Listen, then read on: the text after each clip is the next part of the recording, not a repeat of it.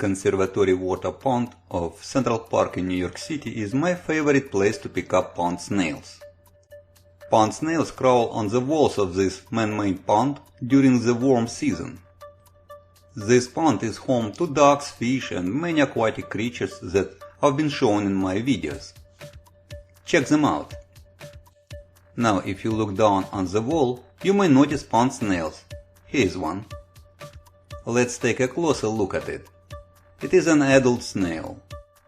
Pond snails can grow a bit larger than that in the pond. In aquariums they grow no bigger than that.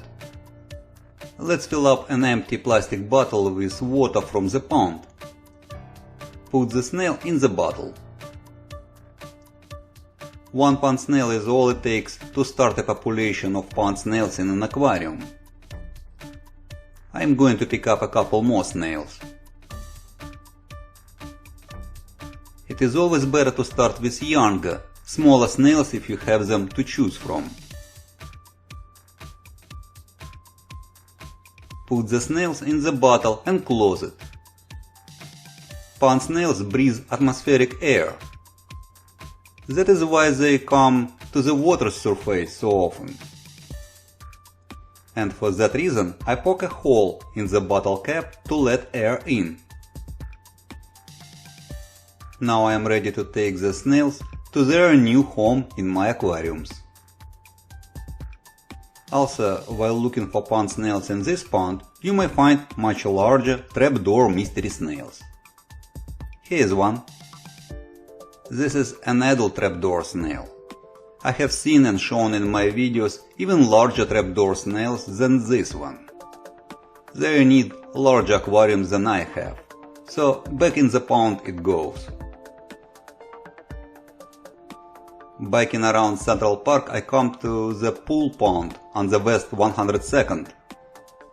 Finding pond snails in this pond is a bit trickier as it is in all natural ponds and rivers. Look for pond snails on plants in water. Let's take a look at this one. Aha, found one from the first attempt. Now look again at the plant and you may find snail eggs. Yes, here I see two jelly pouches. There could be eggs of some insects or creatures on the plant as well. I think that starting your pond snails population from snail eggs is the safest and best way. Let's cut the part of the leaf with the eggs. That is the only part I want to take home. Put it in the bottle with other snails. Now let's look again at the same plant. Yep, there are some more eggs on the stem of the plant. Cut the part of the stem with eggs on it. This part goes into the bottle.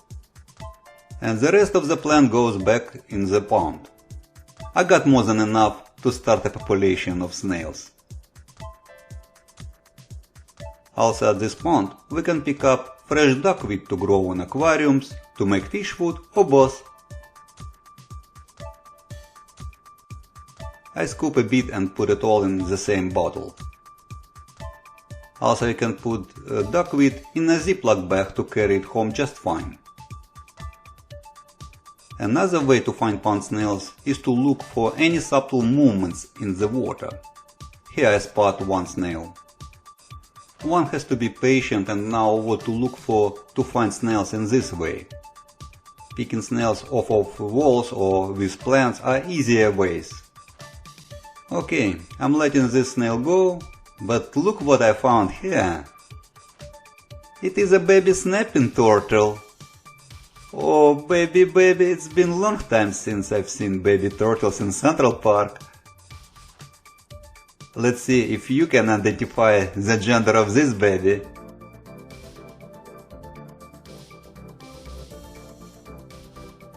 It is a really nice surprise for me to find this baby turtle here in September. Back to the pond the baby turtle goes. Nice and easy. It's amazing how much life can be found in one spot in the middle of big New York City. Beautiful life in a beautiful city. So, that is how you can find pond snails in almost every freshwater pond, lake and river.